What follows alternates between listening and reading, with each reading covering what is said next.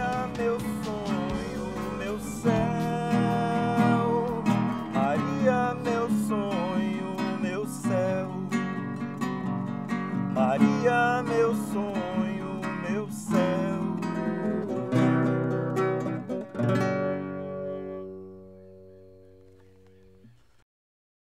Calma, violeiro.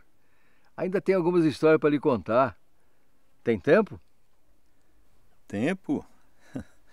Tenho sim, meu Araguaia. Para você eu tenho todo o tempo do mundo. Pode dizer. Pois bem, você ainda era menino quando aconteceu esse fato, violeiro. Ali, da minha margem direita, você acredita que esse lugar foi palco de quase uma guerra? Quase uma guerra? Não entendi, Araguaia.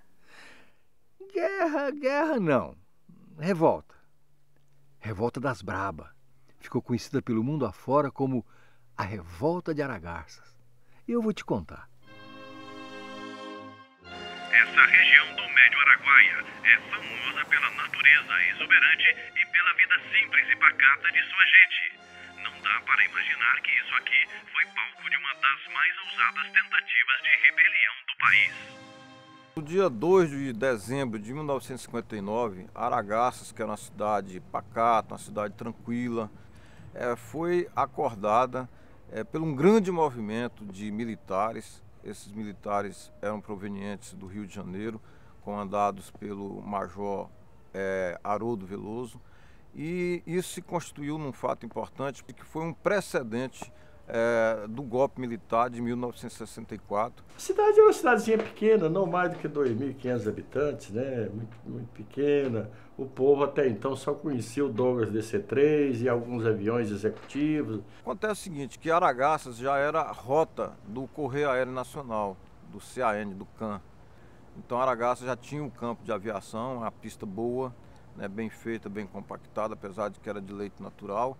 Mas acontece o seguinte, que Aragarças ela tinha, estrategicamente ela era importante para, como a via aérea que vinha do Rio de Janeiro, passando por Uberlândia, Aragarças, Jacareacanga e ia até Belém do Pará. O tenente-coronel Haroldo Veloso era comandante da rota aérea do Correio Aéreo Nacional, que fazia Rio-Manaus, escalando Aragarças e tantas outras regiões aqui, vilarejo, que até então não existia muitos municípios, né?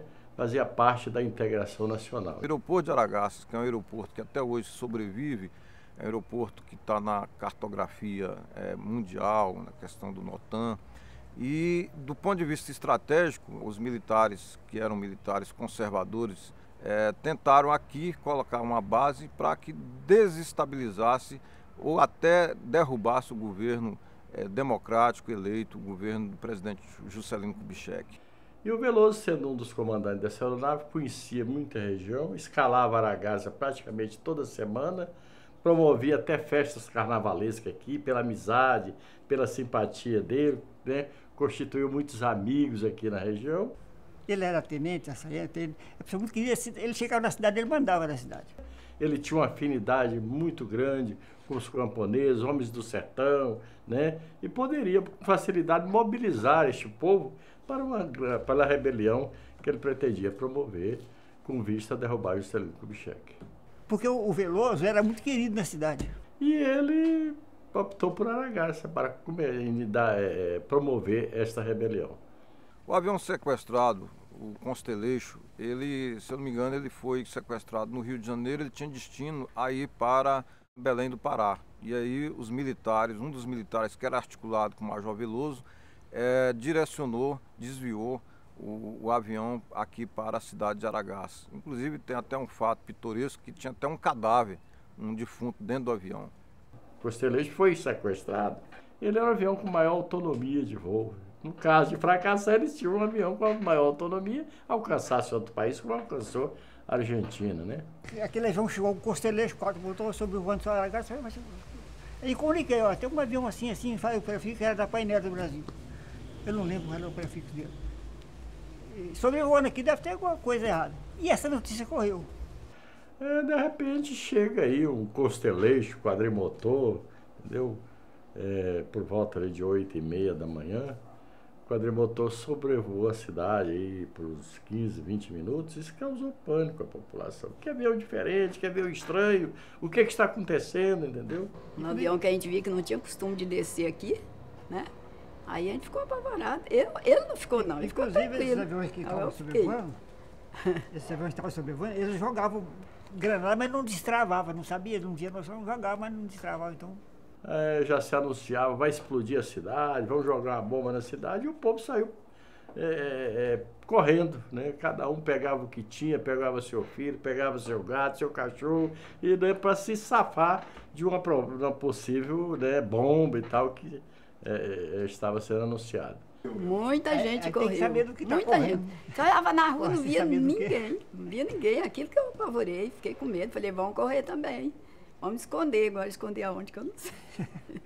Fala-se que não, a história quando o povo correu e tá apavorado com o sobrevoo do Costeleixo, né? Houve algumas piadinhas, então ele passou. Diz que gente, quem tinha um funcionário da fundação que vestiu de mulher e tal, né, para disfarçar. Certas piadinhas, mas isso eu acho que não passou disso, não houve nada de pitoresco, não. Realmente assustou a população, criou um pânico violento, entendeu? A cidade praticamente, em poucas horas, esvaziou, né, a cidade. Não, houve muito medo, não teve nada, a população não participou. Primeiro que não tinha meios de comunicação, a comunicação era só através do rádio, radinho de pilha. Não tinha televisão, não tinha internet, não tinha nada disso. As notícias chegavam pelo rádio. Então, pelo rádio, todo mundo no rádio, e é a revolução, vai acabar Caragaça, vai explodir a cidade, e o povo tentando, já articulando para fugir subindo o Araguaia ou descendo o Araguaia, com medo de que pudesse acontecer. Foi muito pânico na população. O avião pousou, o Costeleixo pousou forçado, porque a pista não tinha mais do que 1.200 metros, entendeu? Mas pousou. Logo mais pousou os Douglas DC-3 e tal. Aí os produtores da rebelião, dirigida pelo Major Veloso e o Capitão Lamirão, convocou os prefeitos. Na época, o Valdo Varjão e aqui o Dioclís Lopes dos Santos de Aragaça. Convocou no aeroporto e anunciou o manifesto de rebelde. Mandou que um jornalista lesse o manifesto da rebelião. O jornalista se recusou, né? Não, não falei isso não. Veloso meteu uma arma nele, você vai ler por bem ou por mal, né? Ele fez ele ler e tal. Dali dava-se início à rebelião. Eu peguei uma bicicleta para ir para o aeroporto e passei por um jipe da FAB, até o rapaz era amigo da gente, o motorista da FAB, ele ia em casa para fechar a estação. E a estação como é que tá? Não está ligado, não vai botar ela no ar não. Tá. Não pode funcionar. E eu fiquei lá quase o dia todo, eu, um senador do Pará e o Valdo Varjão, e um cara vigiando. E aquele pessoal do avião, tirando fotografia, quando se acabasse de tirar a fotografia, tomava a máquina, tirava o filme e devolvia a máquina. Deve ter muita história aí que foi esquecida. Imagina uma comunidade pacata, pequena, ser sacudida por um grande movimento de tropas, né, com aviões. O aeroporto aqui, o pátio, estava tomado de avião, porque toda aeronave que descia, ela era praticamente apreendida.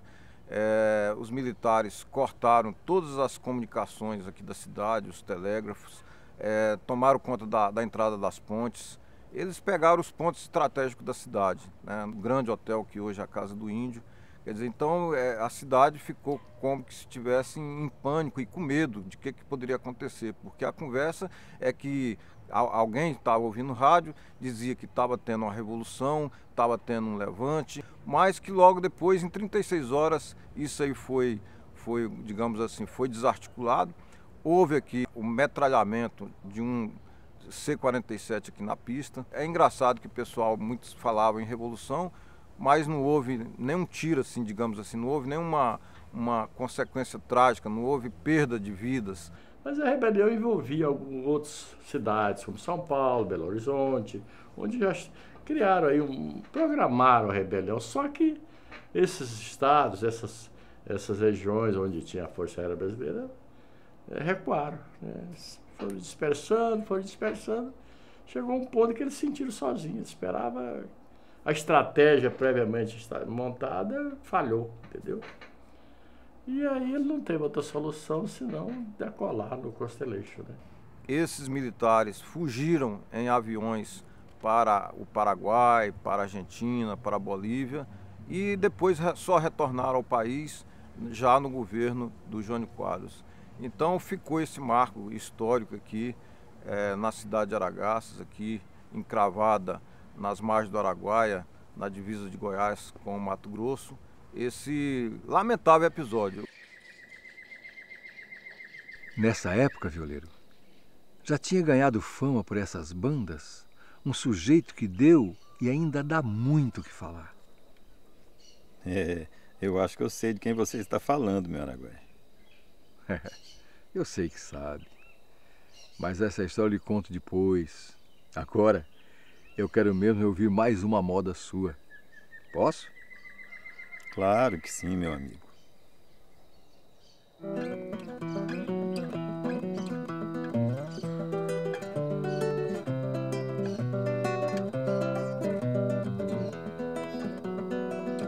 Avenida que acomoda cabeças quentes cheias de presságios, cabeças frias de tantos naufrágios e que apesar de tudo não percebem. No leito calmo da rua, na madrugada calmo vem o rio. Me lembro já passado a mesma história desse mesmo rio. A enchente carregou canoa sem remador, o pau que não enraizou, a terra que se soltou, a lágrima que rolou. Aquele que contestou não agiu, se acomodou e passiva a correnteza alimentou.